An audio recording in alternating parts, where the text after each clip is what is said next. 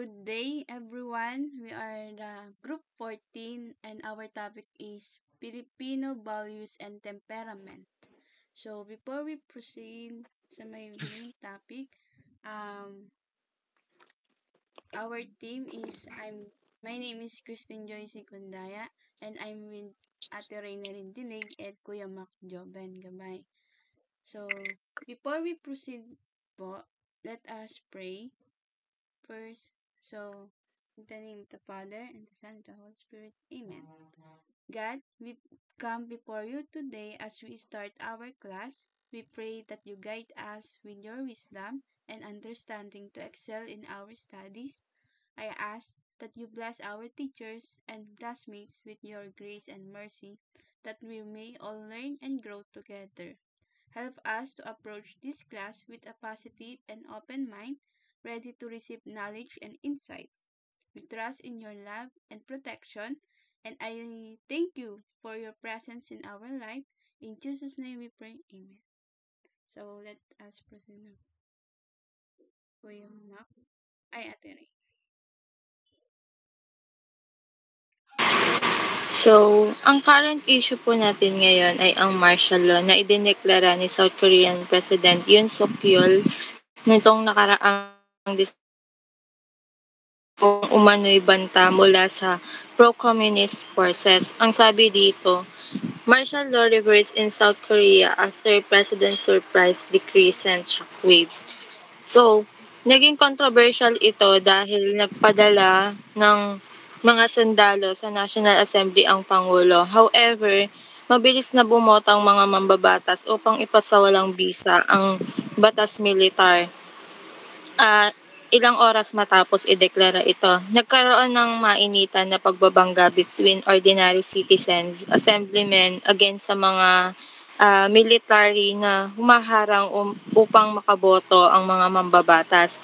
Pero ayun nga, nakapasok pa rin ang mga mambabatas na umakyat sila sa mga fences tsaka barricades na sinet off ng mga military.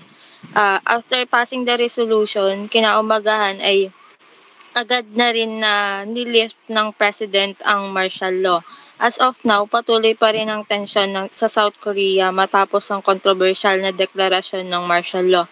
Bagamat iniatras ito matapos ang 6 na oras, nagdulot ito ng malawakang protesta, lalo na mula sa mga oposisyon at mamamayan. Maraming sektor kabilang ang media na binabatikos ang hakbang na ito bilang pag-atake sa demokrasya. Kasabay nito, nahaharap siyon sa posibilidad na impeachment habang bumabagsak ang ekonomiya sa gitna ng kaguluhan.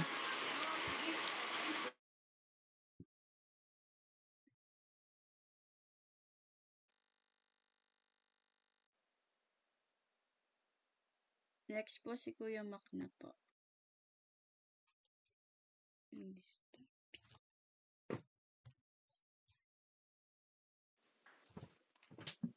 Understanding Filipino values and environment. Filipino values are deeply rooted in family, respect, hospitality, and a strong community ties. Key values include bayanihan, utang na loob, and pakikisama. Filipino are known for being warm, generous, and resilient. Often prioritizing family and close relationship over individual interests. The Filipino temperament tends to be cheerful, adaptable, and caring, with a strong sense of optimism despite of challenges. These values create a culture that emphasizes togetherness, mutual respect, positive outlook on life. Next slide po.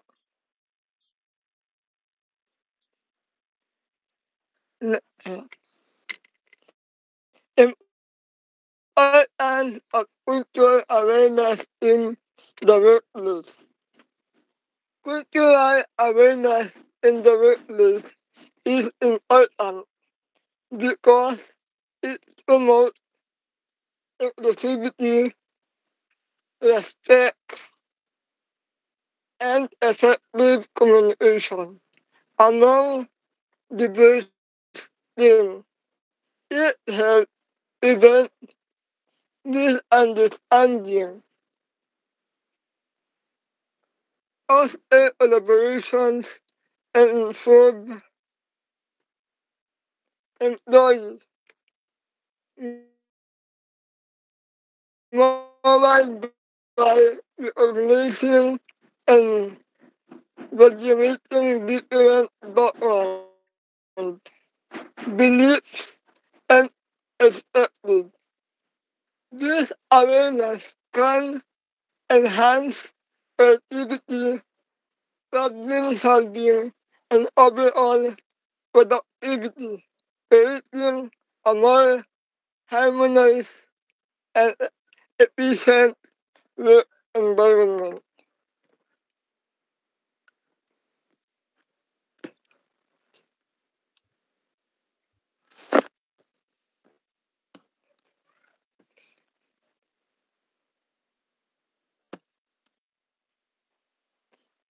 Filipino values and their influence on business. Filipino values such as bayanihan, utang loob, at pakikisama significantly influence business business practice in the Philippines. These values promote strong interpersonal bonds, loyalty, and teamwork, which are crucial in building long-term business relationships in business. Filipino prioritizing trust, respect,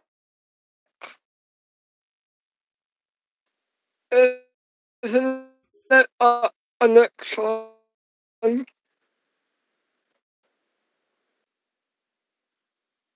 a favoring relationship over strict control.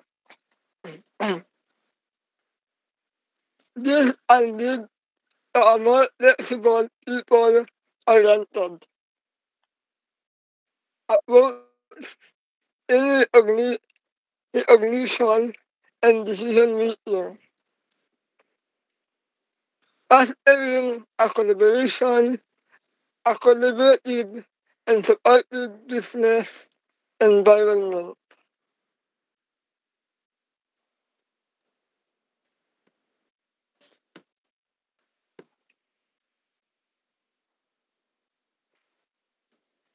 Filipino values and their influence on ibalik po.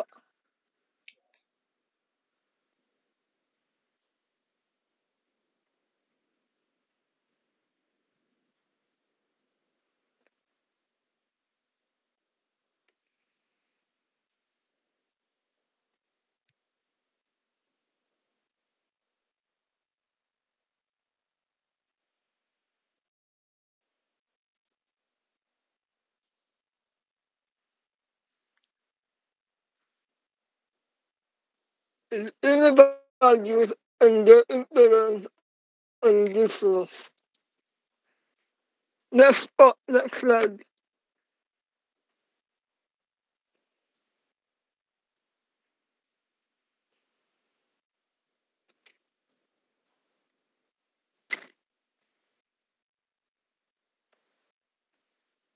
Pakikisama.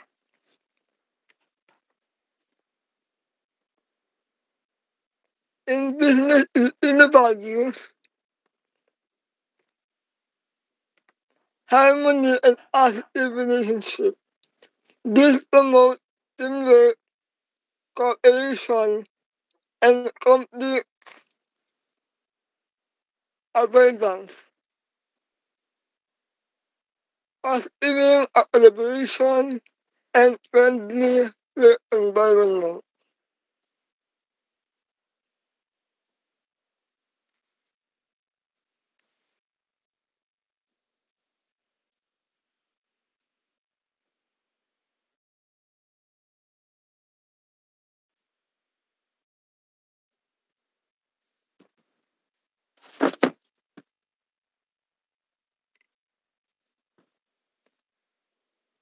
More in fostering collaboration, open communication,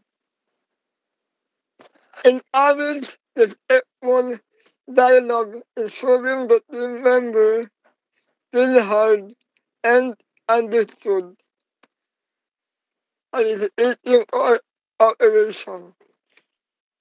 Change goals, promote a sense of collective purpose, aligning everyone's effort toward common objectives, and engaging teamwork. Strong international bond, build trust, and mutual respect, enhancing collaboration and ensuring long-lasting personal, professional relationship. Next part, next slide.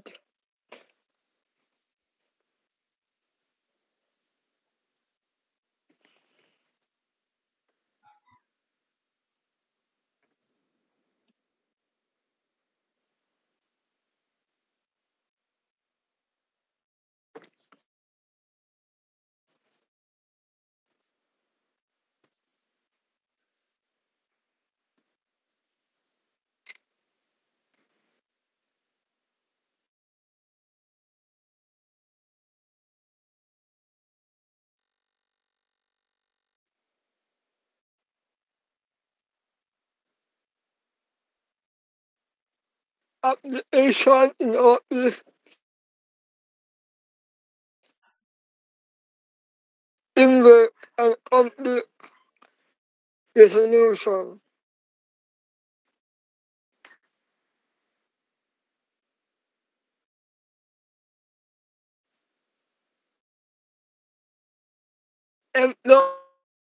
Employees may willingly adjust their schedule to support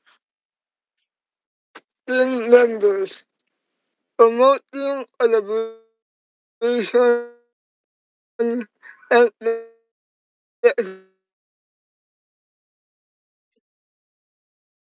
flexibility.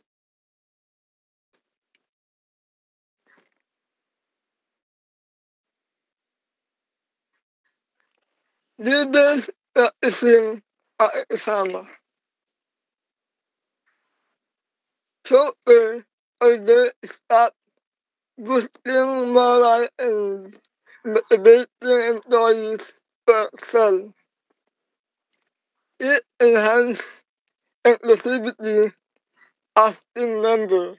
Make an effort to ensure everyone feel, feel valued and included. Application in conflict resolution, empathy and decisions, help understand other perspectives, reducing tension and promoting understanding. Preventive measures are taken by addressing small issues early to avoid larger conflict.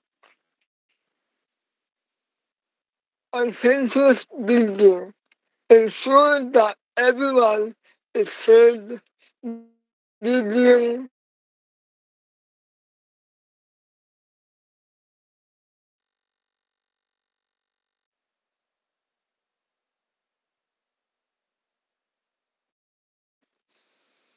a mutually agreed upon solution and maintaining group harmony.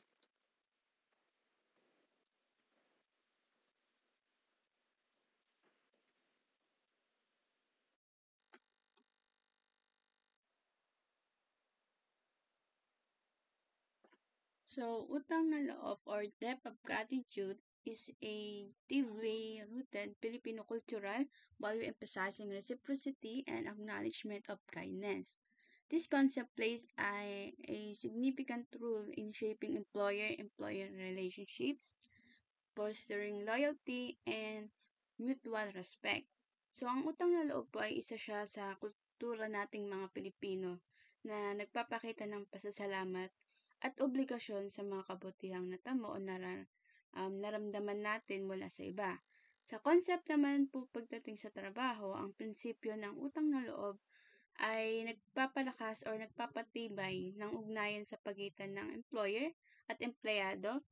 So, ito po ay nagpro-promote ng loyalty o pagiging tapat at nag-uudyok ng mutual na paggalang at suporta. So, sa implications for employer and employee loyalty, the principle of debt of gratitude strengthens the bond between employers and employees by encouraging acts of gratitude and allegiance or katapatan. So, ang una po is fostering loyalty. Employees may show unwavering and dedication to employers who support them during difficult times such as financial crisis or personal hardships and personal problems and so on. So, ang ibig sabihin naman po nito ay nagpapalalim ng relasyon or deep relationship ng employer at empleyado. For instance, kapag po ang isang employer ay tumulong or tinulungan po yung isang empleyado sa oras ng kanyang pangangailangan, tulad po ng financial problem or may pagsubok sa buhay na pinagdadaanan. Ang empleyado po ay may natural na para pumasuklian yung kabutihan at bilang pasasalamat po. Siyempre, pagbubutihin mo yung or sisipagan mo yung pagtatrabaho mo and magiging tapat ka sa trabaho mo at sa kumpanya. So, yung next naman po is promoting long-term. Employees may show unwavering dedication to employers who support them during difficult times such as financial crisis or personal hardships. So, ang promoting long-term naman po is isang positive effect ng debt of gratitude or utang na loob sa relationship between employers and employees.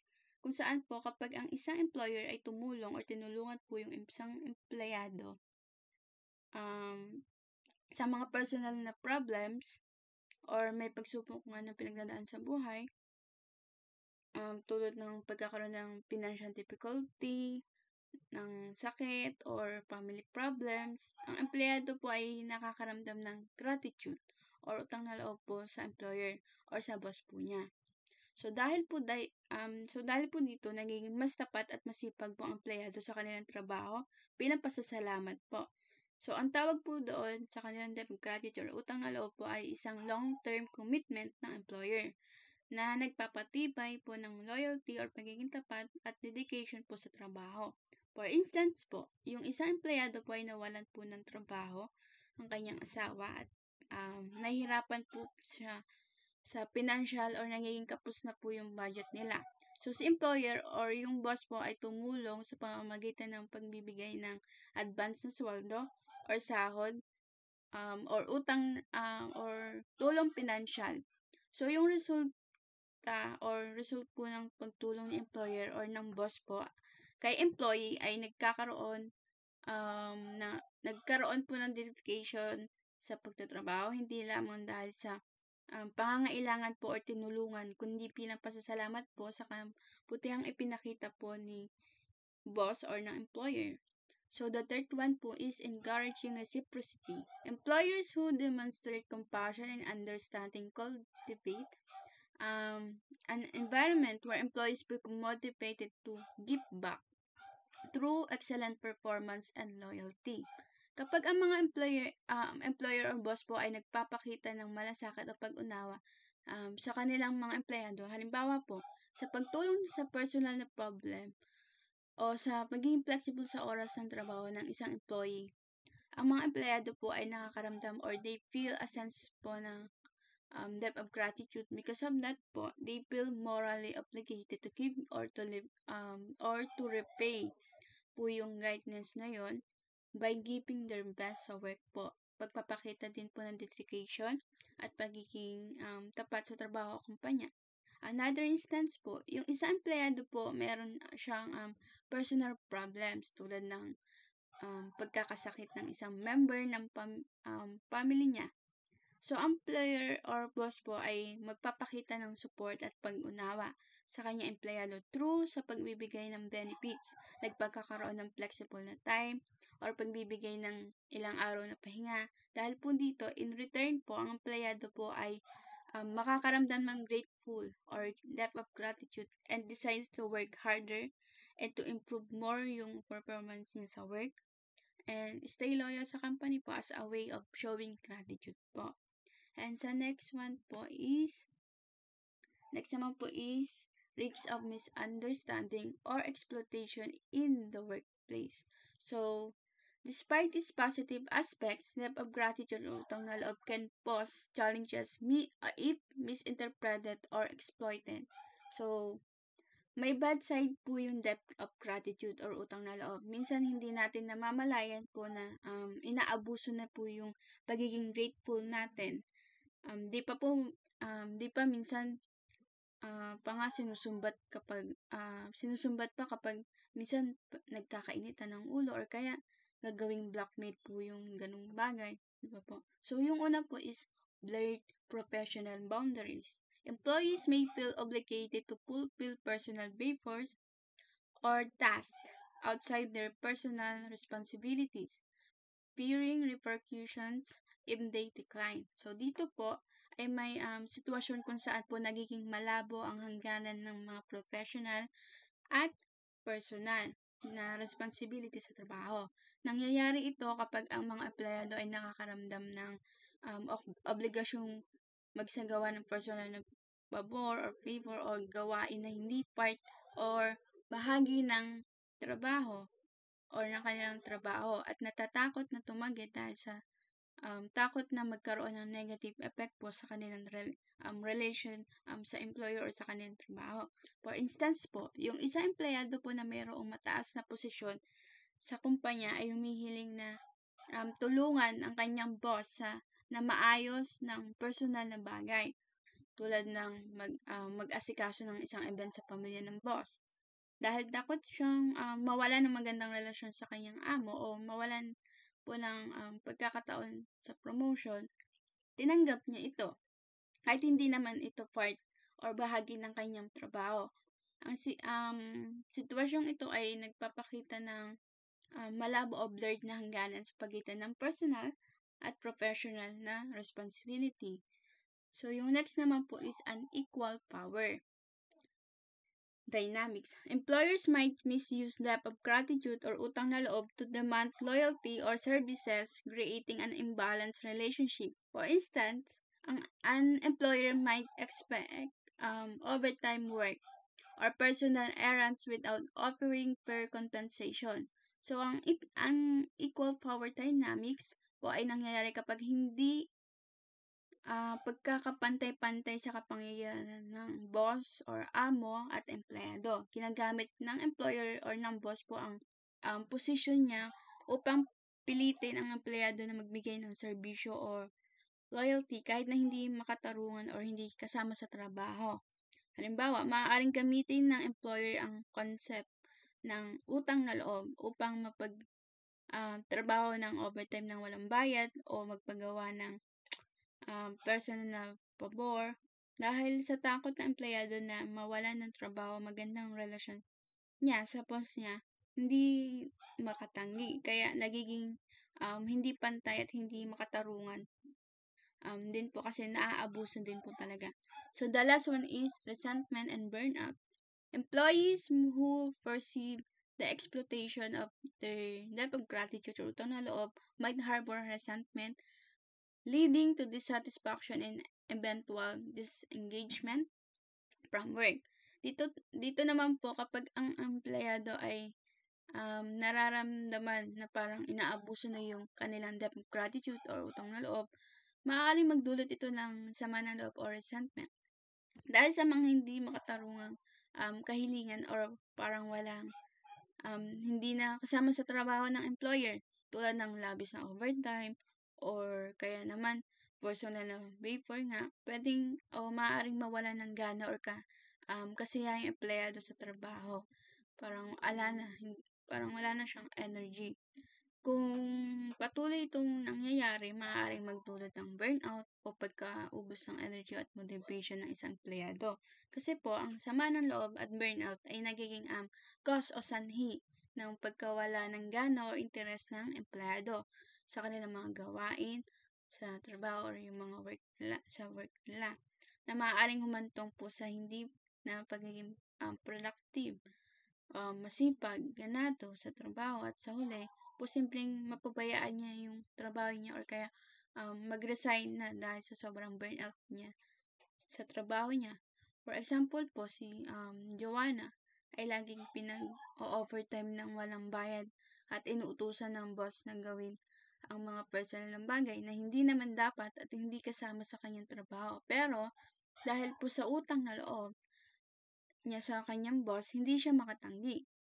Pero, habang tumatagal po, nakakaramdam siya ng pagod at frustration. So, nawawalan na siya ng gana or energy.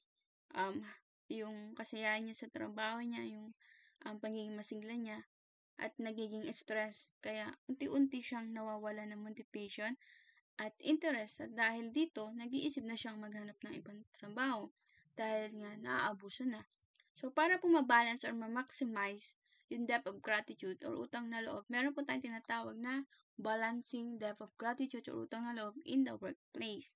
To maximize the benefits of utang na loob while mitigating risks, the following strategies are recommended. The first one po is clarify expectations. Both employers and employees should set clear boundaries and align on professional responsibilities to avoid misinterpretation. So, mahalaga po na malinaw yung mga expectations or perspective po ng parehong employer at empleyado upang maiwasan po ang mga hindi pagkakaintindihan or misunderstanding. When it comes sa trabaho, ang limitation or pagtatakda ng malinaw at maayos na mga hangganan or boundaries at tutok sa mga responsibilities sa trabaho ay makakatulong upang hindi magkalituhan at hindi maabuso ang mga empleyado po. Halimbawa po sa Pedro, may trabaho po sa isang company. Dapat po malinaw or clear sa kanya kung ano ang kanyang duty or tungkulin or kung ano yung kanyang trabaho talaga at kung yung inaasahan or expectation sa kanya ng kanyang boss. If may mga labas or hindi na po pasok sa trabaho niya like overtime or kaya humingi ng favor, dapat malinaw kung ito ba ay part ng work niya and if there's have a compensation para in this way hindi magkaroon po ng misunderstanding or misinterpretation o pag-abuso po sa time and energy ng isang empleyado po. So, next naman po ay promote fairness. Employers should ensure that acts of kindness are voluntary and not used as leverage for excessive demands. It means po ay dapat tiyakin ng employer na ang mga kabutihang loob or kindness tulad ng pagtulong o pagbibigay ng mga benefits dahil ito ay ibinibigay ng kusa at hindi ginagamit para magpataw ng labis na hinihingi or abusuhin ang mga empleyado.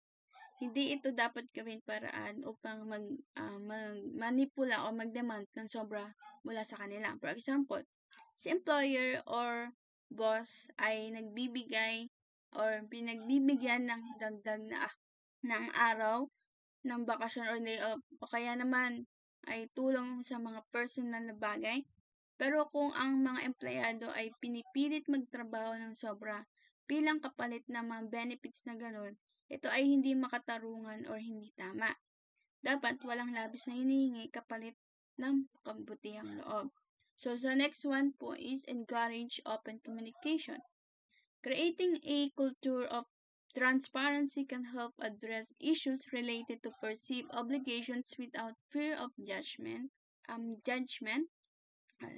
So, ang mga employer ay dapat magtaguyod or mag-build ng isang kultura or kung saan ang mga empleyado ay malaya at komportableng napapahayag yung kanilang saloobin, opinion at mga concern. Kasi kapag malinaw at bukas ang communication, mas madali itong maintindihan ng bawat isa at ma-address yung mga issue tulad ng mga nararamdaman or saloobin ng mga empleyado nang walang takot na sila ay pwedeng husgahan o condemn. For instance, kung ang isang empleyado ay nakakaramdam ng labis na hinihingi mula sa employer, dapat siyang makapagsabi or magsabi agad nito ng walang takot o nawalan ng trabaho or napagalitan. Kung ang company ay may open or bukas na system ng communication, maaaring malutas agad ang isyong ito at mabigyan ng solution ang anumang hindi pagkakaintindihan or problema sa trabaho. And ang panghuli naman po is maintain professionalism. Both parties should balance depth of gratitude or utang na loob with adherence to workplace standards and policies to foster a healthy environment.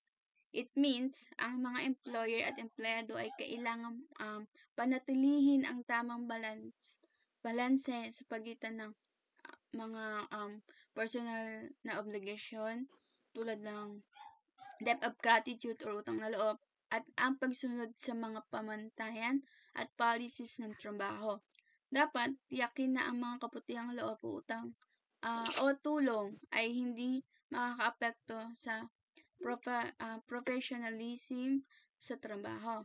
At ang mga desisyon at aksyon ay batay sa mga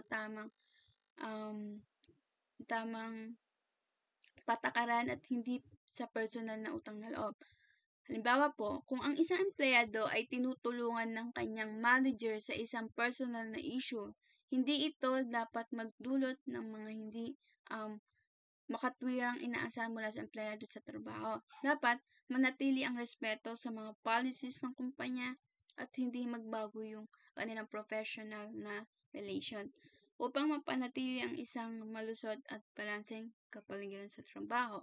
So, yung next one naman po si Ate Dilig na po. Thank you.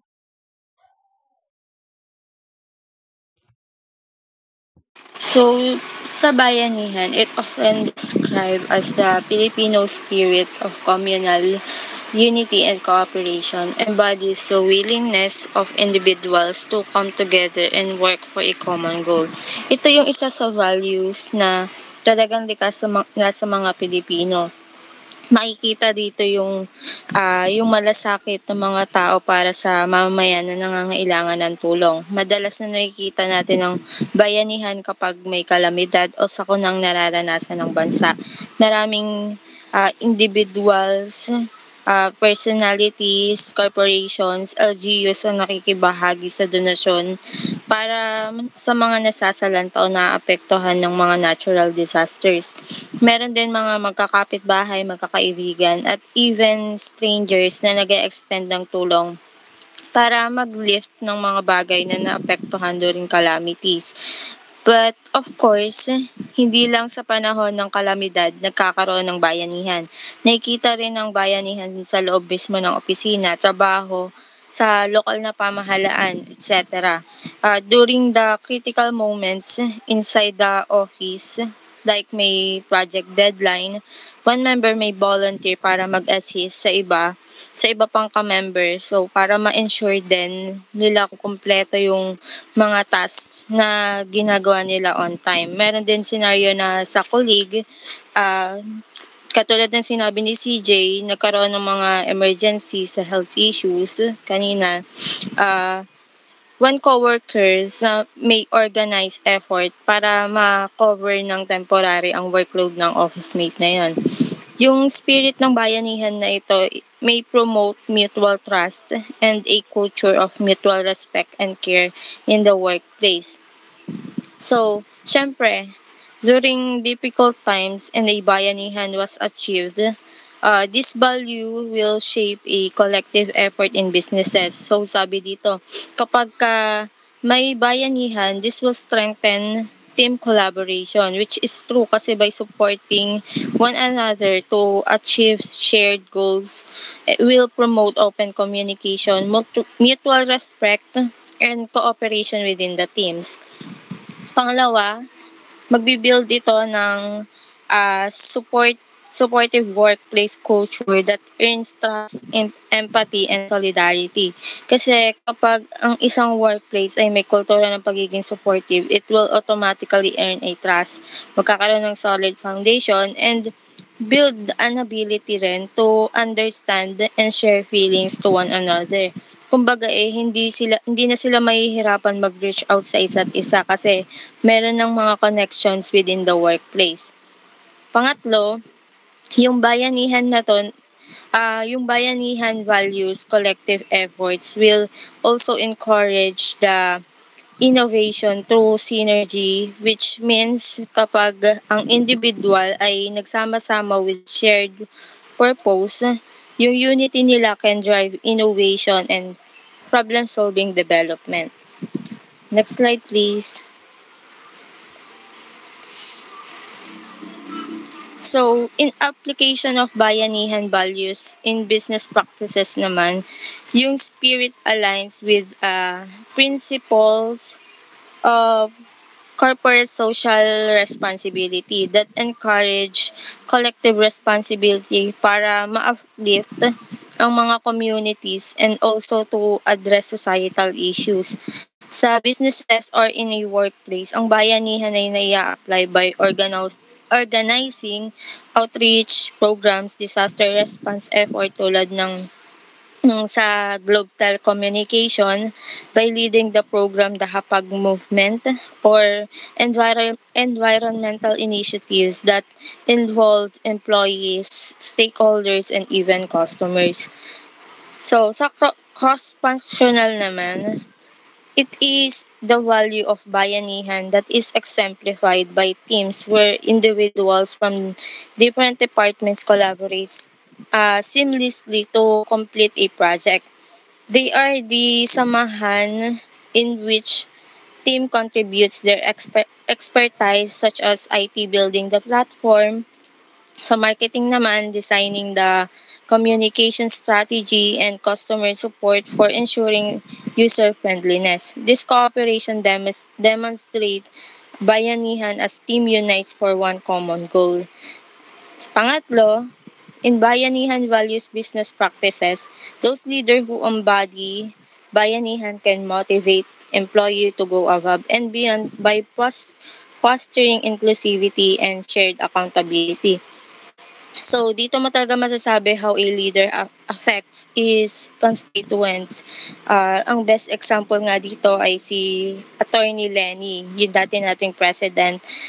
We must have seen her efforts during her vice presidential term when it comes to sending help sa mga mahihirap and making amends to the people who are in needs. And yung leadership na yon hindi nag-stop after losing 2022 elections. Because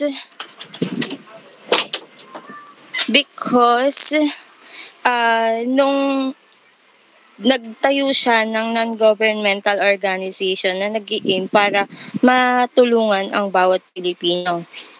Ang leadership style niya ay nag-contribute ng malaki sa iba't ibang communities because recently yung Angat Buhay Foundation naka-receive ng maraming donations from different individuals, big corporation, and even sa a branch ng government pa nga yung Anong tawag doon? DSWD, yes. Ayan. This shows na how people trust her leadership style because it creates a big movement from different individuals at talagang nakapag-ipon sila ng napakalaking halagang tulong para sa mga nasalanta ng bagyo. Next slide po.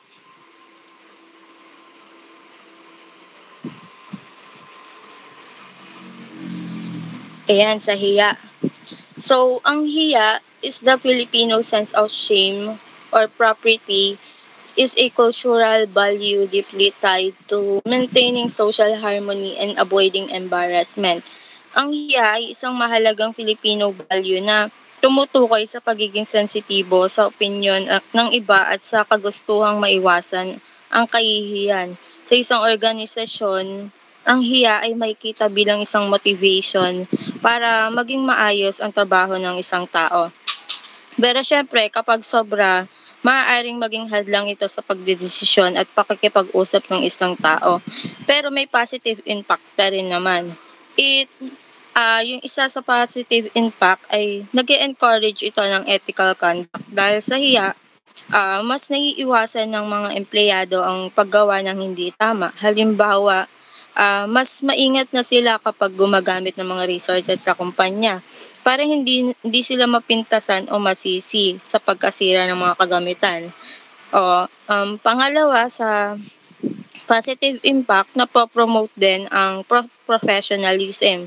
Ang hiya ay nagtutulak na sa mga tao na maging professional, maging magalang at maayos na pakikitungo sa kanilang mga katrabaho. Kasama dito ang paggamit ng formal titles at polite languages sa opisina. Pangatlo, namomotivate ang high performance.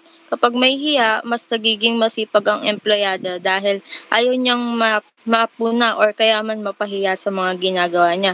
Kaya instead na magkamali, pipilitin niyang gumawa ng task ng maayos. On the other side, ang hiya ay may impact din sa decision making. Cautious approach dahil sa takot, mapahiya, nagiging maingat. Yun nga, katulad ng sinabi kanina.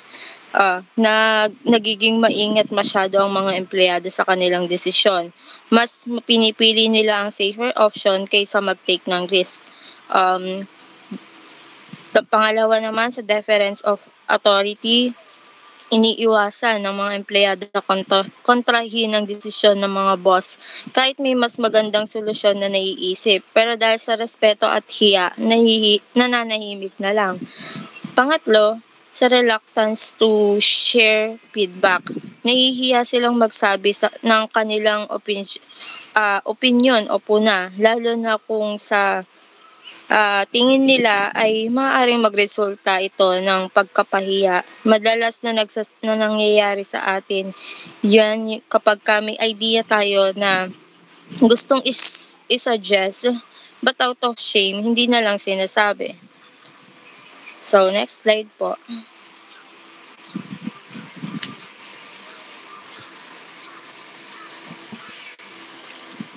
So, may challenges at risk ang pwedeng mangyari kapag may hiya.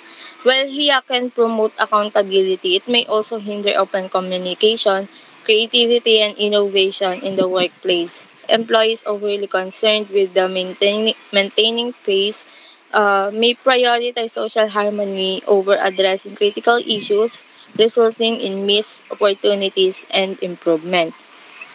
Posibleng hindi na mas ma-address ang problema kapag may hiya ka. Posibleng imbes na masabi mo yung problema sa isang workplace hindi na siya masusolusyonan dahil nga walang gustong magsalita. So, isa din na naiiwasan ng risk-taking ang mahalaga para sa innovation at growth ng kumpanya. Minsan, hindi nagiging bukas ang communication lines dahil sa sobrang pag-iingat. So, para maiwasan ng sobrang pagkahiya, may ways tayo to balance our hiya. Una, is to cultivate a safe space for expression. Bigyan ng mga empleyado ng ligtas na space kung saan pwede silang magpahayag ng opinyon na walang takot sa kahihiyan o pagsita. Kunwari, yung anonymous feedback systems, ganyan, para hindi malaman kung kanino nang galing dahil nga out of hiya, nagkakaroon tayo ng judgment kapag mismong face-to-face nangyayari ang feedback. So, pangalawa, provide constructive support. Sa halip na nagbigay ng harsh criticism, magbigay ng supportive at helpful na feedback. Pwedeng sabihin sa may employees na maganda yung gawa mo, pero siguro mas mapapaganda pa ito kung gagawin mo ito. Hindi siya offensive. Mas naging very mindful ang sasabihin. Mas naging less offensive siya. Pangatlo, encourage risk-taking. Hikayatin natin ang mga empleyado na subukan ang bagong bagay at ipaintindi na okay lang ang magkamali basta't may natutunan. Next slide. So, Filipino business culture and practices. So, is actively rooted in values that prioritize harmony, interpersonal relationships, and adaptability. So, binubuo ng mga significance or halaga na tumutok sa pagbuo ng mga malalapit na relasyon or relation, respeto sa isa't isa at kakayahang magbago at mag-adjust sa mga pagbabago sa paligid. So, the following key principles shape how Filipinos conduct business. The first one po is respect. Filipinos place high importance on showing respect, especially in hierarchical settings. Titles, formal greetings, and the use of honorifics signify difference to authority and seniority. Alam naman po natin na ang paggalang o respeto ay isang mahalagang aspeto sa kultura natin bilang mga Pilipino, and natin hindi lang sa business but in all aspect. Bilang mga Pilipino, pinahalagahan natin ang pagpapakita ng respeto lalo na sa mga nakakatanda sa atin or may nakakataas sa atin, and bilang paggalang din. Ang paggamit ng mga titles, formal greetings, and mga salitang nagpapakita ng paggalang ay isang paraan ng pagpapakita ng respeto at sa nakakataas, nakakatanda, o mas senior sa atin, and sa like sa mga lola at lola and tito, ganun. And pagpapakita ng paggalang o respeto sa ganitong paraan ay hindi lamang nagpapakita ng magiging magalang, kundi pati na rin ng pagpapahalaga sa position or authority ng isang tao ng ibang tao. For instance, kung ikaw ay isang senior employee at makikipag-usap sa iyong makikipag-usap ka sa iyong manager, maaaring gumamit ka ng formal paminsan-minsan ng mga salitang sir or ma'am upang ipakita ang paggalang sa kanilang posisyon. Bukod dito, maaaring magsimula ka sa isang formal na pagbati tulad ng magandang umaga po upang ipakita ang respeto. Kung ikaw ay nakikipag-usap sa isang senior executive, magiging magalang ka rin sa paggamit ng kanilang mga opisyal na title tulad ng CEO or President upang ipakita na ikaw ay nagpapahalaga sa kanilang autoridad at seniority. And for example, sa sa school, we all know naman na teachers, ganun. It's common naman na. So, relationship building, establishing strong personal connections is a cornerstone of Filipino business culture. Trust and rapport are often prerequisites to successful professional relationships, and negotiations it's an important po It's an important po siya ng Filipino business culture dahil pinapahalagan nating mga Pilipino ang pagkakaroon ng matibay na personal na connection and trust. Siyempre, before tayo magsimula at maging matagumpay when it comes sa business, kailangan muna natin ng isang magandang relationship at understanding kasi ang tiwala at pagkakaroon ng rapport or magandang samahan sa isa't isa ay itinuturing na mahalaga upang maging magaan at light at matagumpay ang mga transactions. Like for example, bago ka magsimula ng isang business or kaya naman ay ang isang kumpanya ay maaaring magdaos ng isang social event or gathering or meeting kung saan may pagkakataon ang mga kasabi ng negosyo na magkilala at makipag-usap ng hindi formal or as a friend. Sa ganitong paraan po, nagkakaroon sila ng pagkakataon na makipagrelasyon or makipag-partner and to build a trust. Kung may magandang samahan at pagkakaintindihan na nabuo, mas magiging madali, matagumpay ang mga susunod na negotiation or transaction, meeting, and so on. So, the last one po is adaptability. Known for their resilience and flexibility, and Filipinos are adept at navigating challenges and adapting to new circumstances, a quality that proves vital in dynamic business environments. So, ang adaptability o kaya mag-adjust sa isang mahalagang katangian nating mga Pilipino. Kinikilala tayo mga Pilipino sa pagiging matatag or resilience at flexible, kaya madali na lamang natin nalalampasan mga pagsubok at nakakapag-adjust tayo agad sa mga bagong sitwasyon.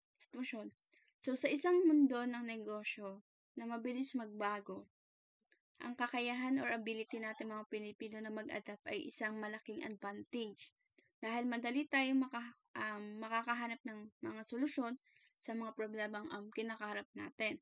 For example, nung pandemic or COVID-19, maraming negosyo ang nahirapan dahil sa mga restrictions, sa lockdowns, yung iba nagsarado. So, tayong mga Pilipino ay mabilis na nag-adjust sa sitwasyon. Halimbawa, ang mga negosyo na dati ay nasa physical store or face-to-face natin nakikita, nag-shift sa online platforms upang maipagpatuloy nila yung business nila na nasimulan dahil nga sa pagiging adaptability, nakayanan nilang magbago at magpatuloy sa negosyo kahit sa mga hindi inaasahang sitwasyon gaya ng pandemic. So, yung next naman po is business in the Philippines. So, dito naman po is merong unique traits sa Philippine workplaces compared to global standards. So, the first one po is familial atmosphere. Filipino workplaces often adopt a family-like culture where camaraderie, shared meals, and informal gatherings are common.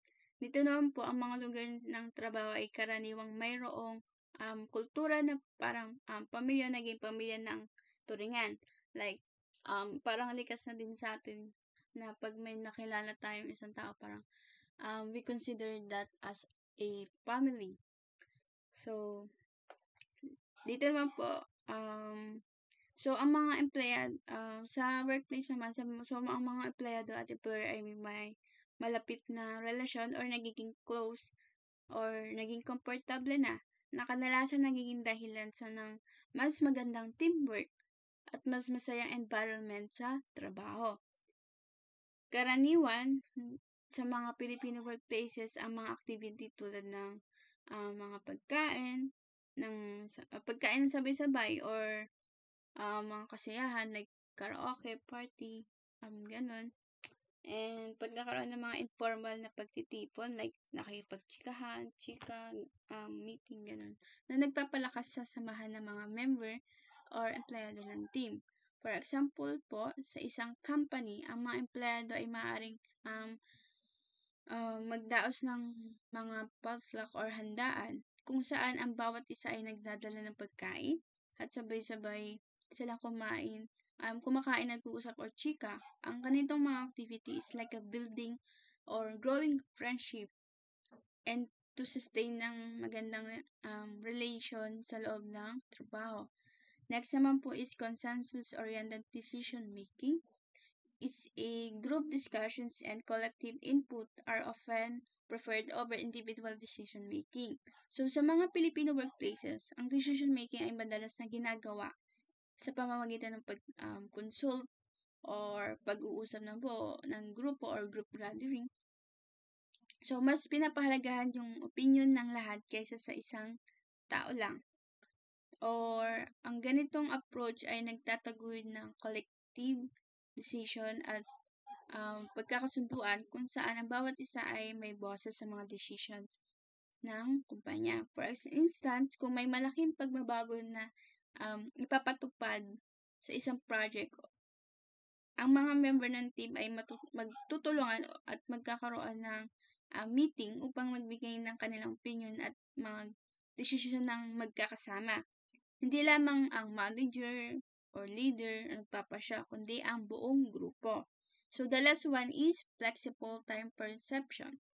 Filipinos may have a more relaxed approach to time, which contrasts with the punctuality norms of Western workplaces.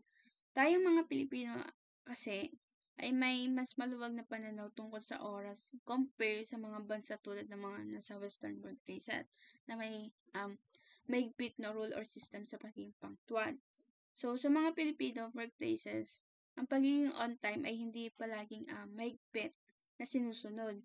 At ang pagiging huli ay madalas na naunawaan lalo na kung may mga hindi inaasang pangyayari or may emergency. For example, kung yung isang meeting ay nakaschedule ng 9 a.m., maaaring magsimula ito ng minuto or oras na uli dahil sa mga hindi inaasang bagay tulad ng we all know naman laging traffic or kaya sa ibang mga personal dahilan. Sa halip na magdulot ito ng tension or kadalasan ay nauunawaan ito ng mga kasamahan sa trabaho. At mga pagpapaliban or excuses ay hindi nagiging malaking issue sa loob ng company or kumpanya. So, the next one naman po is challenges in modernizing traditional practices. Ang una po ay transition to digitalization. The integration of modern technology in business processes sometimes faces resistance due to a preference for traditional methods. So, ang pag-integrate ng modern technology sa mga process ng negosyo ay maaaring makaranas ng pagtutol mula sa mga empleyado na mas sanay sa traditional na pamamaraan. Yung like sa workplace na mga matatanda na hindi masyadong nakakasabay sa modern technology. So, ang mga mas matatandang empleyado o mga negosyante na nakasanay na ng mga mano-manong system or face-to-face interaction ay maaaring mag-hesitate ng gumamit ng bagong technology. For example, ang isang company merong mga empleyado na hindi pa sanay or yung mga lipas na or mga matatanda na sa isang company, merong hindi sila sanay na gumamit ng online platforms tulad ng cloud storage at digital communication tools. Ang ilang mga empleyado ay mas gustong gumamit ng papel at manual na process dahil hindi pa sila masyadong familiar or sanay na gumagamit. Kaya may pagkamatagal ang pag-adapt ng mga digital sa mga ibang traditional na business or negosyo. Ang pangalawa naman po ay balancing hierarchy and innovation. While respect for authority is ingrained, it can occasionally stifle creative and out-of-the-box ideas from younger employees. Sa mga Pilipino workplaces, may malalim na pagpapahalaga sa hierarchy or ang respeto sa nakakataas na kakatanda sa atin. Gayunpaman, ang sobrang focus sa respeto sa mga nakakataas ay maaaring magdulot ng hadlang sa innovation o bagong idea o sa modern technology, lalo na mula sa mga younger employees.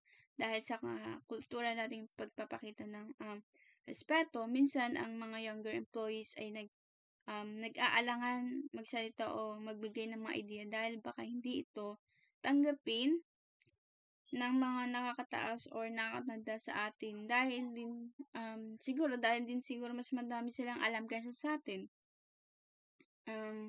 Halimbawa, sa isang company, ang isang batang manager ay may idea upang mapaputi yung process gamit yung bagong software. Ngunit, dahil sa respeto sa nakakataas o mas nakakatanda na may traditional na pananaw or perspective, hindi ito na iparating or na deliver ng maayos. Dahil ang senior managers ay mas gustong gamitin ang mga paraan ng pamilyar na sa kanila at hindi agad tinatanggap yung bagong idea kahit bumabagal yung pag-unlad ng isang company. The last one is global competitiveness. Adapting traditional workplace practices to align with global standards requires significant cultural and structural shifts.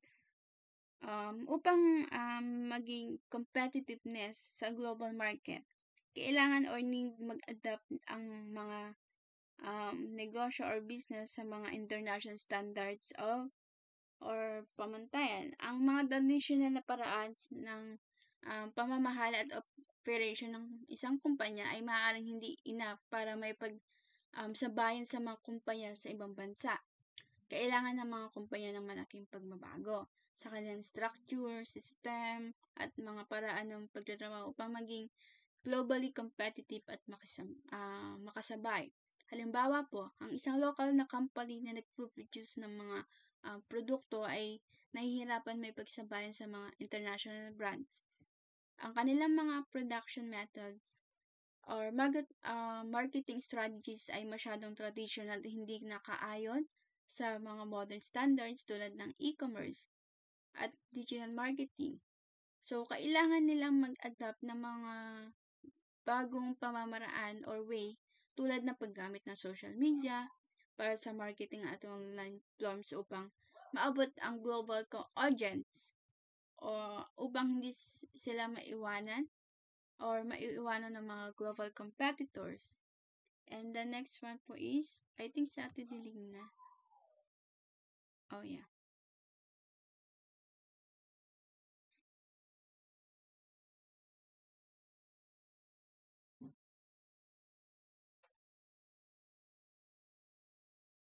Tadilig, ikaw na yung mag-record. Yes, wait lang.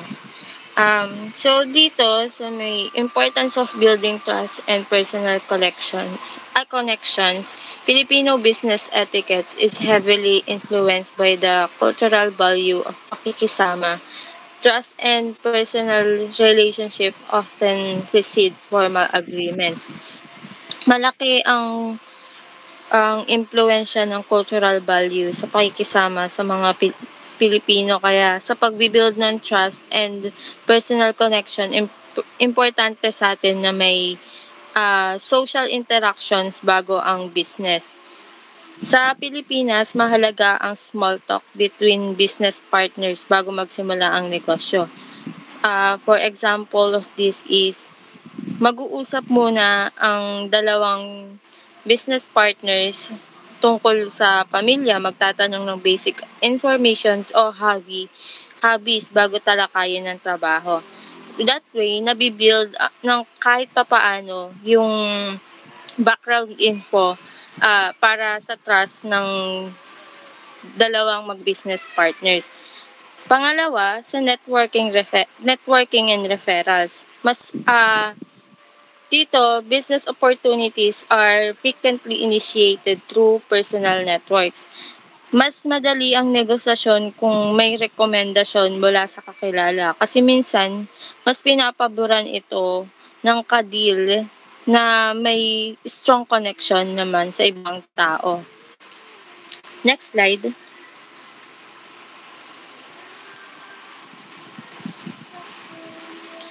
So, may tips tayo para ma-navigate yung mga meetings and negotiation with business partners. Unang-una, be patient. Decisions may take time as Filipino value through discussion and maintain consensus building. Minsan, mas matagal talaga ang decision-making process ng mga Pilipino dahil importante sa atin ang consensus. Yung Filipino value time of thinking, mga Pilipino, binavalue talaga yung oras ng thinking para mabuting mapag-isipan yung business deal to avoid any mistake. Pangalawa, maintain dapat ang politeness. Being cautious and respectful, particularly towards senior figures is essential. Yun, mahalaga. Mahalaga ang pagiging magalang, especially sa mga seniors kahit na may disagreement. Pwede mo siyang harangin yung opinion niya, but in the nicest way or more less offensive. Pwede mong sabihin na maganda ang punto mo pero baka pwede natin tignan sa ganitong paraan. That way, hindi siya nakaka-offend. Walang no hard feelings, ganyan. Pangatlo, pwede kang gumamit ng indirect communication. Filipinos tend to avoid direct confrontation, so phrasing requests diplomatically is recommended. Dahil sa hiya, mas maingat ang mga tao sa pagsasalita. So, yung mga Pilipino, ina-avoid nila yung direct confrontation. Kaya sa halip na direktang sabihin ng problema, nagbibigay ng suggestion para hindi makasakit. Filipino uses that indirect communication often. Pang-apat, na-express ang gratitude. Laging magpasalamat pagkatapos ng meeting. Pwede mo siyang i-email or i-message. Kung meron kang number niya, pwede kang mag-send ng message ng pagpapasalamat sa oras at effort ng nakausap mo na for that deal. Next slide. Dito naman tayo sa may employee relations. Emphasis on hierarchy and respect for authority. Filipino workplaces often follow a hierarchical structure with clear distinction between roles. Employees are expected to show deference to superiors, addressing them with appropriate titles. Sir, ganyan. Sir, ma'am, madam, miss, or kaya man kung meron silang titles na doctors or in which way na makakarespeto sa kanilang professional work or job. Avoid challenging authority directly, relying instead on indirect communication to express concern or suggestion. Sa Pilipinas, mahalaga din kasi ang hierarchy. Kadalasan dyan mga authoritative kasi hierarchy, authoritarian siya. Nakikinig lang lagi sa may boss. Hindi ka anong tawag dito? Hindi mo against yung sinasabi ng bosses mo. Ang mga empleyado ay kadalasan sumusunod lang sa utos ng boss at bihirang kumontra. Yan, halimbawa niyan kapag sa mga meetings, ang boss lang ang karaniwang nagsisimula at nagtatapos ng usapan. Employees rarely interjects because of the respect for authority. So,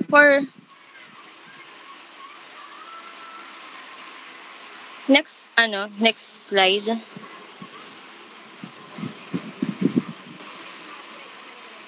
So, iyan, for balancing formality with approachability, meron tayong formal, professional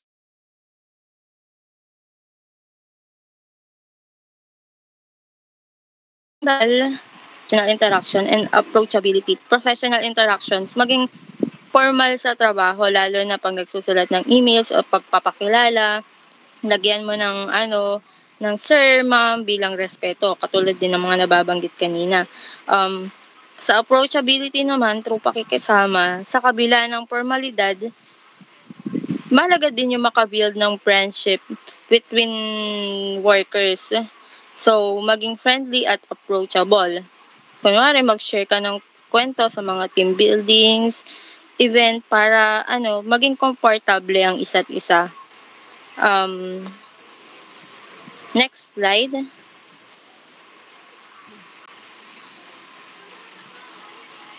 So, sa Filipino body language and etiquette, naman po is, so next na, we have common gestures and their meanings.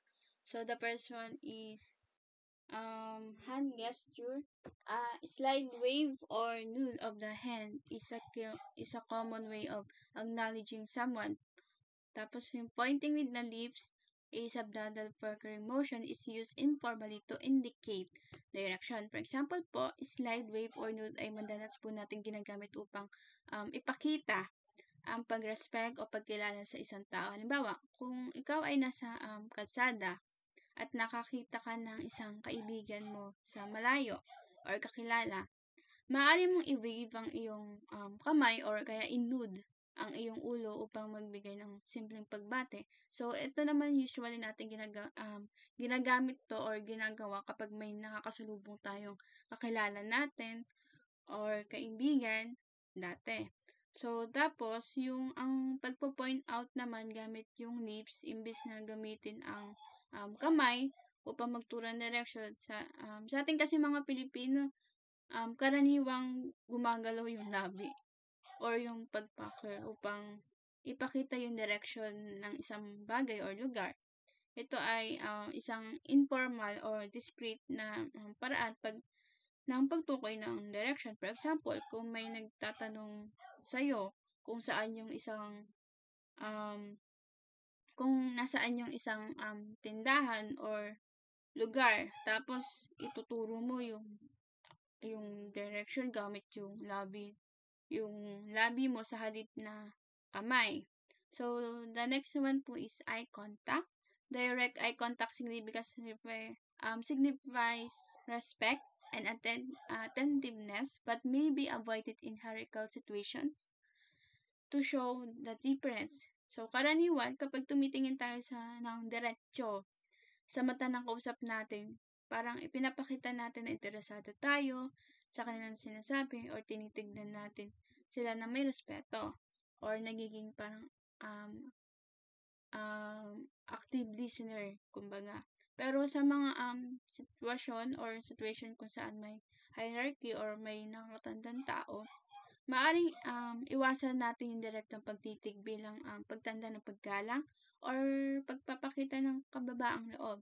Halimbawa, sa casual na usapan, nakipag-usap ka sa kaibigan mo, tinitignan mo siya sa mata, tapos parang interesado ka sa kanya at parang nakikinig ka, active listener. Tapos naman, while sa nakakataas sa'yo, kung makipag-usap ka sa boss or senior na senior mo, maaari mong iwasan yung direct sa mata dahil ito ay maaaring ma-misinterpret o tinuturing na hindi magala or nagpapakita ng hindi galang sa kanila.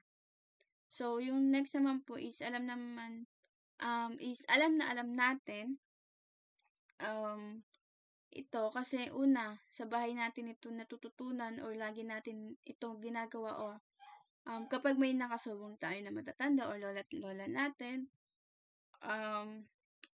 at ito din yung unang tinuturo sa atin ng mga magulang natin, which is yung mano gesture.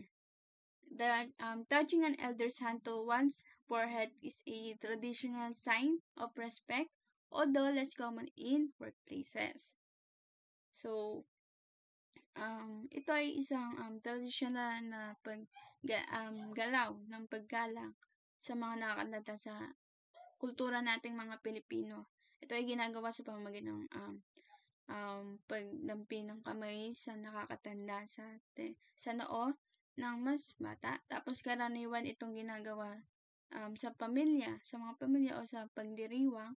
Ngunit hindi ito karaniwan sa mga workplaces. Parang hindi siya ginagawa sa workplaces. Kundi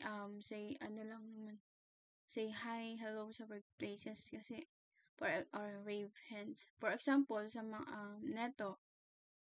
sa special na occasion tulad ng piyesta, kasal, birthday, or gathering, ang mga bata ay nagmamano sa mga nakakatanda bilang pagpapakita ng galang at pagpapahalaga sa kanilang presensya na nandoon sila.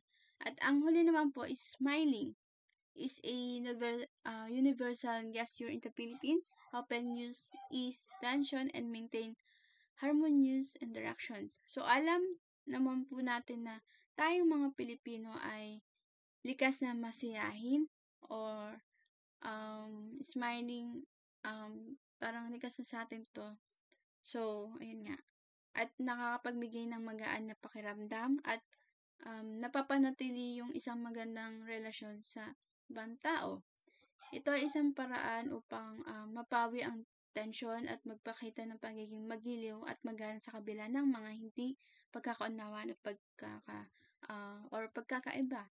For example, kung may nagbigay sa restaurant, may nagbigay sa'yo ng service, like tulad ng waiter sa restaurant, sa isang simpleng ngiti at ay parang nakagaan na ng kanilang kalooban at nagpapahalaga tayo at nagrespeto sa kanilang serbisyo. So, iyon po. So, the next one is rule of nonverbal communication in workplace interactions. So, nonverbal cues play a significant role in Filipino workplace communication. These include, the first one is tone of voice. A calm, soft tone is prepared to avoid appearing aggressive or confrontational. So, mas gusto nating mga Pilipino yung malimanay, malambing, or mahinahong tono ng boses sa pag-uusap para hindi magmukhang agresibo or galit, confrontational. Kasi ang malakas o matalim na tono ay maaaring magdulot ng misunderstanding or hindi pagkakaintindihan. Halimbawa, kung may tinutulungan kang kasamahan mo or ibang tao, mas magiging magaan kung mahinahon yung pagsasalita kaysa sa malakas na tono na maaaring parang mukha kang galit. So, the second one is gestural reinforcement. Hand movements and facial expressions often complement verbal communication. So, ang galaw ng kamay at mga ekspresyon ng muka ay kadalasan ginagamit upang palakasin ang ibig sabihin ng mga salita or parang gesture siya ng para mas magkaunawaan, parang ganun.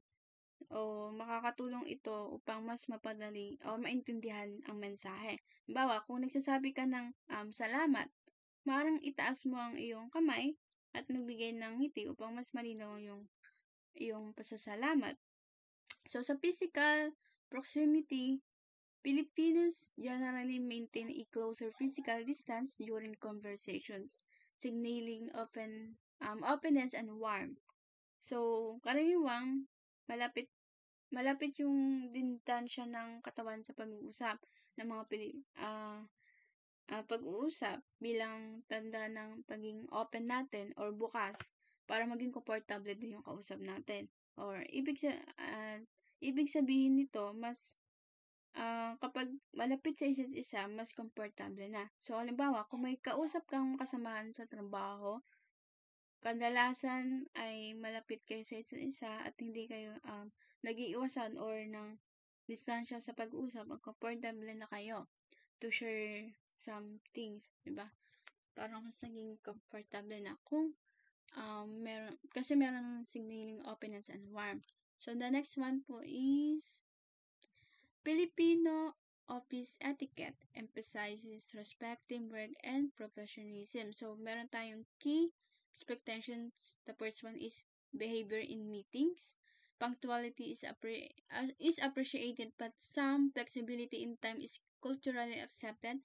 Politeness, active listening, and non-confrontational discussions are standard. So, dito sa Pilipinas, ang pagiging punctual ay pinapahalagahan, pero may kaunting pagka-flexible sa oras. Ang pagiging magalang or active listening and non-confrontational na usapan ay karaniwan sa mga pagpupulong. Halimbawa, kung may pagpupulong, mahalaga pa rin ang pagiging nasa oras. Pero, hindi ito kasing strict tulad ng sa ibang bansa or sa ibang offices. So, sa mga discussion, inaasahan na magiging magalang at makikinig sa sinasabi ng iba or nagiging active listener dapat. So, the second one is communication style. Indirect communication is common. Employees may use subtle hints or rather than direct criticism to avoid offending others. So, yung indirect communication or hindi diretsang pagsasabi ng opinion or hindi ka straightforward ay karaniwan dito sa Pilipinas. Pero, ang mga empleyado ay madalas gumamit ng gentle na pahiwatig kaysa magsabi ng taradyahang krisistimo or crisis. So, upang hindi makasakit ng damdamin. Lalo na kung yung kausap mo is soft-hearted. Madaling iyak. So, halimbawa, kung may hindi magandang nangyari sa trabaho, imbis na sabihin na mali ka, pwede mo siyang sabihin na may ibang paraan yata ng paggawa nito, ng ganyan. So, kung gusto nilang, parang gusto mong iwasan yung talagang pagkritika or pagsumbat or kaya maano mo yung feelings niya. Parang, ayun, masaktan mo yung feelings niya. And the last one is teamwork. Cooperation and pakisama or harmony are emphasized with employees often prioritizing group success over individual recognition. So, sa pakisama, yung pinapahalagaan natin itong mga Pilipino sa workplace. Mas inuuna nila ang tagumpay ng grupo kaysa ang personal na pagkilala at tagumpay or being humble kapag nakaka-receive kasi teamwork. Kung may proyekto yung lahat kayo nagtutulungan para makamit yung achievement or tagumpay ng buong team, kahit na hindi lahat o yung iba ay mabigyan ng pansin or credit para sa kanilang individual na contribution. And the next one is some useful etiquettes in the office. We have used appropriate titles, address colleagues and superiors by their titles or honorifics unless given permission to use their first names. So, mahalaga sa kultura nating mga Pilipino yung paggamit ng title or honorifics sa mga kasamahan sa trabaho. Lalo na sa mga nakakataas or may posisyon and something like that. Hindi agad tinatawag ang mga superior ng kanilang pangalan maliban lang kung pinapahintulutan kayo or binibigyan kayo ng pahintulot na gamitin yung like first name nila or like close na parang close na kayo may code name parang ganun. So the first one is be courteous and gracious, saying please and thank you frequently reflects good manners. So, ang palaging pagsasabi ng please and thank you ay nagpapakita ng mabuting asal at paggalang sa ibang tao sa opisina. So, halimbawa, kapag humingi ka ng tulong sa isang kasamaan mo sa trabaho or may pinapaabot ka, sasabihin mo yung please. And kapag natulungan ka na or nabigay na sa'yo, sasabihan mo yung thank you. Bilang pagpapakita ng pagpapahalaga sa kanyang help or tulong. So, the second one is participate in social activities. Joining group lunches or team building activities demonstrate camaraderie and respect for the culture, for office culture.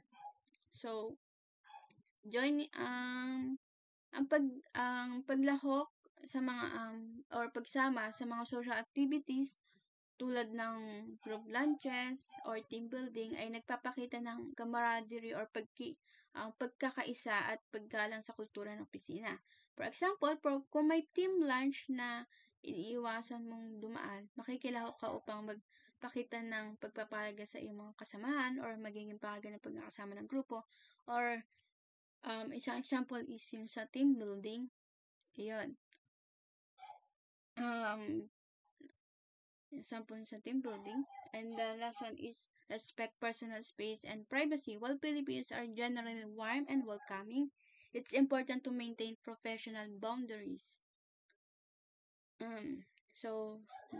Bagamat kilala ang mga Pilipino sa kanilang mainit na pagtanggap or welcoming, mahalaga pa rin ang pagrespeto sa personal na space at privacy sa loob ng office. So, kung ang kasamahan mo ay mukhang abala or hindi komportable, iwasan na yung paglapit ng masyado o pagtatanong ng mga pribadong hindi okay, parang pribadong bagay na maliban kung siya ang magbubukas ng usapan or siya yung magiging, parang siya yung una mag-a-approach. Ganun. So, the next one po is Filipino business attire. So, yun. So, offer you appropriate clothing professional settings. Sa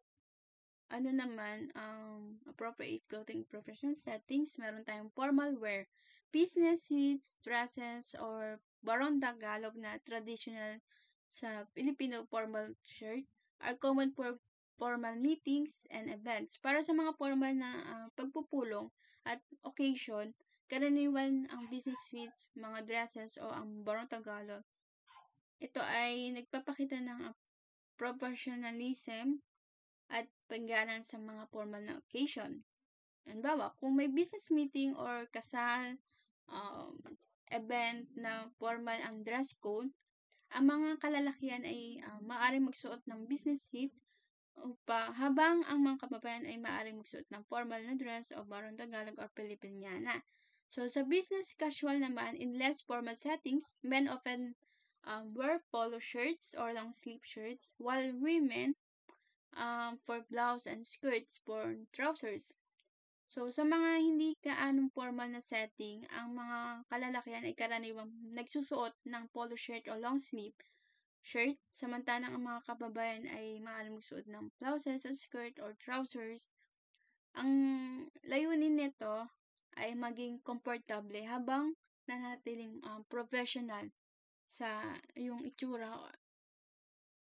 So, example, kung pupunta ka sa isang regular na araw na opisina or regular work or something like that, at hindi naman formal na occasion, maaari ka magsuot ng polo shirt or blouse at pantalon basta presentable. So, sa uniforms, many organizations require employees to wear company-issued uniforms to maintain consistency and professionalism.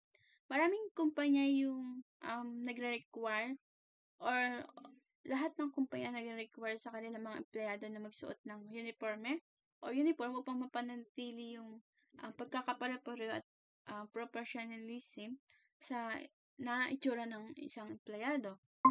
So, halimbawa, sa mga fast food chains o sa mga company tulad ng hotel, maaaring kailangan ng mga empleyado na magsuot ng uniform para sa pagkakaroon ng uniformity at para ipakita yung professional image. So, for example din, sa may school, di ba yung school, makikita mo agad kung yung kulay ng isang, yung kulay ng uniform ng isang tao or ng isang estudyante ay ganitong kulay. Like, for example, sa TEDL, yung kulay ng uniform nila, green, tapos, yung up nila parang cream na may, blend, ganon. Tapos yung sa atin naman sa BPSU, maroon, something like that. So, alam mo na agad kung saan siyang organization, saan siyang school na nagtatrabaho or nag-aaral. Ganun.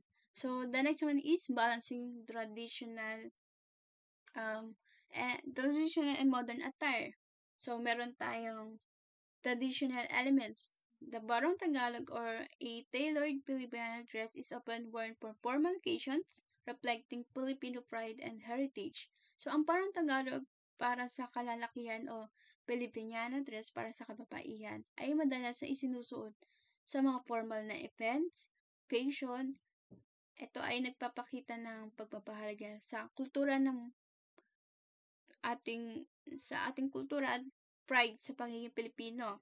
Ang mga kasuotang ito ay ituturing na simbolo ng Filipino heritage at paggalang sa mga tradisyon. Halimbawa, sa mga formal na kaganapan tulad ng kasal, event, opisyal, o pagpupulong o celebration ng pambansang mga ganun, ang mga Pilipino ay nagsusuot ng Barong Tagalog o Filipiniana dress bilang paggalang sa kanilang kultura and kasaysayan. So, the next one is modern adaptations. Younger professionals may incorporate more contemporary designs while maintaining the required level of formality. So, ang mga kabataang professional ay maaaring magsuot ng mas modernong disenyo ng kasuotan, pero napapanatili o tindiyak na formal pa din yung itsura. Halimbawa, yung parang Pilipiniana, ang barong o Pilipiniana ay maaaring gawing mas moderno sa pamamagitan ng bagong tela, kulay, texture, disenyo na akma sa modern world or sa makabagong panahon natin na ang dami ng nagiging design ng mga ganitong attire. So, halimbawa, sa isang business event, ang isang kabataang Pilipino ay maaaring magsuot ng modern barong na may contemporary fabric o mas maikling sleeves.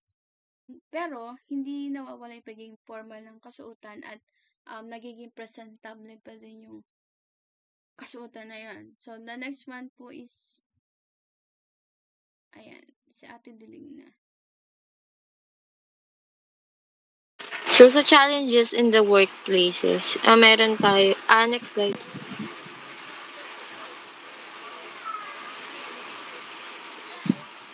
Ayan po, meron tayong cultural misunderstanding and addressing conflicts. Sa may cultural misunderstanding, merong hierarchy versus inclusivity. Sa hierarchy, yung mga workplaces culture nila ay may strong sense of chain of command, hierarchical talaga, authoritative. Yung mga subordinates nila ay expected na mag-show ng respect and follow decision without questioning authority. Tapos, sa inclusivity naman, yung inclusive cultures nila ay binavalue yung flat organizational structures where every employee's voice matters. Open for discussion and collaboration regardless sa mga rank and positions nila. Sa traditional na workplace, sumusunod sa lahat na decision ng boss, pero sa modern workplaces na may inclusivity, hinihikayat ang lahat na magbigay ng input. Ang misunderstanding lang sa kanilang dalawa is yung hierarchical manager binuview sila as inclusive employees as ng mga inclusive employees as disrespectful or naglalak ng discipline. Sa ano naman sa inclusive in culture, piniperceive sila as hierarchical leaders as authoritarian and dismissive. Pangalawa, sa indirect communication. Minsan ang indirect na paraan ng pananalita ay maaaring hindi maintindihan ng ibang lahi. Katulad na lang ng sa mga Pilipino, sinasabi nila na baka pwede mo itong tignan, ay maaaring hindi maintindihan bilang feedback. Kasi iba yon, magkaiba ng ano, ng lengguwahe, ng ano. So, sa indirect communication, common ang high context culture kung saan yung subtlety at saka yung non-verbal cues ay nagkikerry ng significant meaning. Yung messages na minsan pinapa-imply ay and yung direct criticism ay ina-avoid para ma-maintain ang harmony and ma-save yung face.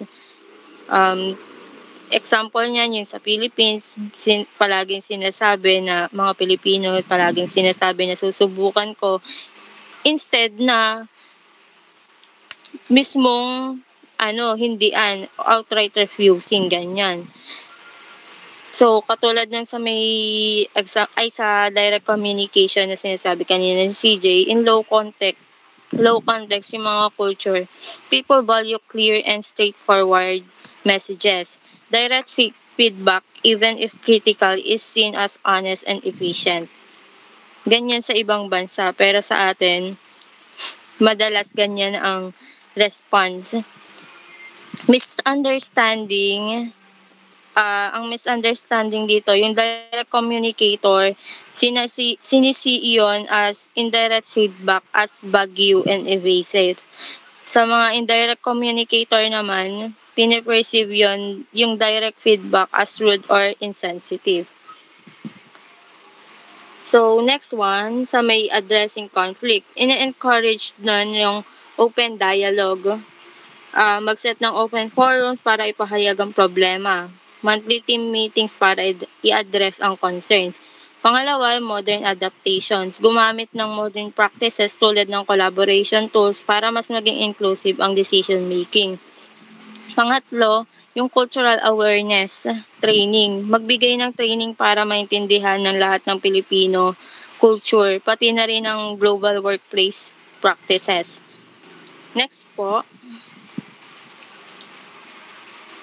Next naman is yung sa practical applications for organization. Magbibigay tayo ng tip para ma-leverage ng Filipino values o ma-enhance ng employee moral ang productive at pati ang productivity ng mga mga workers. Una, magbi-build ng community spirit. Ang bayanihan, yan katulad ng sinasabi natin kanina, bayanihan o espiritu ng pagtutulungan ay maaaring gamitin para hikayatin ng teamwork. Mag-organize ng team building activities kung saan lahat ay nagtutulungan para maabot ang isang layunin.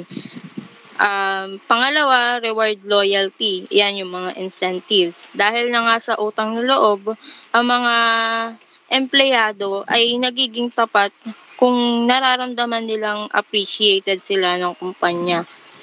Kunwari, yan nga sa loyalty award, recognitions, mga bonuses. Yan. Pangatlo, promote harmony, hikayatin ang pakikisama sa pamamagitan ng pagtutok sa conflict resolution at pagkakaisa. Mag-implement ng mediation processes kung saan ang issue sa team ay naresolba ng walang bias at may respeto sa lahat ng panig. Yan. Sa pakikisama. Next is yung sa strategies for building culturally sensitive policies. Ini-integrate nito yung flexibility. Iakma ang company policies para bigyan ng konsiderasyon ang Filipino values tulad ng respeto sa pamilya at kultura. Magbigay ng flexible work hours para sa empleyadong may mga mahalagang pamilya o komunidad na kailangan suportahan.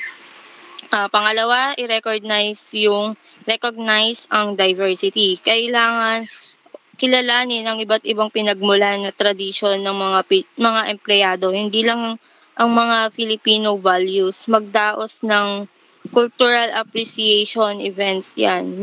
Merong ibang mga kumpanya din na nagdadaos ng cultural day kung saan bawat empleyado ay maaring magbahagi ng kanilang kultura. Pangatlo, focus on development.